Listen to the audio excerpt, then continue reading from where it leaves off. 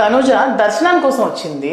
తనకి కేక్ కోసం అస్సలు తెలియదు. ఏదో సర్ప్రైజ్ చేద్దాము, బర్త్డే కదా, స్వామి సమక్షంలో బర్త్డే చేసుకోవాలని ఎవరు కోరుకోరు, అందరూ కోరుకుంటాం కదా.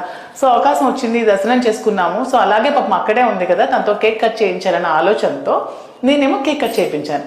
దానికి ఆమెకి ఎందుకు సంబంధం? పాప ఆమెను ఎందుకు ఇందులో లాగుతున్నారు? 2 days నుంచి ఆమెని తగ్గ కామెంట్స్ చేస్తూ, ట్రోల్ చేస్తూ కేసులు పెట్టాలి. ఆమెకేం సంబంధం?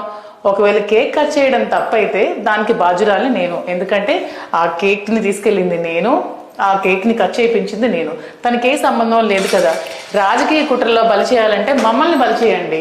ఆ పిల్ల ఏం చేసింది? ఆమెను ఎందుకు ఆడుకుంటున్నారు? చిన్న పిల్ల, దానికి ఎందుకు అంత స్ట్రెస్కి గురి చేస్తున్నారు? నిజంగా ఏవైనా మీరు చేయాలనుకుంటే, మీరు ఏమైనా ట్రోల్స్ చేయాలన్నా, ఒక న్యూస్ ఐటమ్ చేయాలన్నా, ఏం చేయాలన్నా నామే చేయండి. అనవసరంగా తనుజాని కాంట్రవర్సీలోకి లాగద్దు. ఆమె పాపం దర్శనానికి మాత్రమే వచ్చింది, ఆమెకి దర్శనం చేయించాను. కేక్ పట్ల పాపం ఆమెకి ఏమీ తెలియదు. నాకు కూడా కేక్ కట్ చేయకూడదన్న విషయం తెలియక నేను ఒక కేక్ తీసుకెళ్ళాను. అది కూడా చూడండి, డేట్తో సహా, బిల్తో సహా అన్నీ ఉన్నాయి.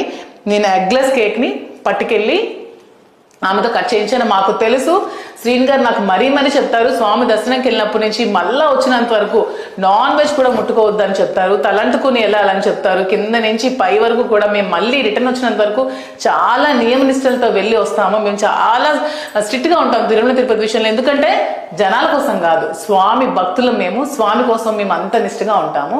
సో ఇవన్నీ తెలిసిన మేము తప్పులు ఎందుకు చేస్తాము? సో మీడియా ఛానల్స్ పదే పదే పదే వీటినే చూపిస్తూ మా మీద కేసులు కట్టాలనుకుంటే కట్టండి, మమ్మల్ని ఎదుర్కోండి. అనవసరంగా ఈ వివాదంలో తనూజాని లాగద్దు. తనూజాకి దీనికి పాపం ఏ సంబంధం లేదు, పాపం ఆమెకి ఏమీ తెలియదు. అనవసరంగా ఇలాంటి విషయాల్లో లాగద్దని నేనైతే కోరుకుంటున్నాను. Thank you.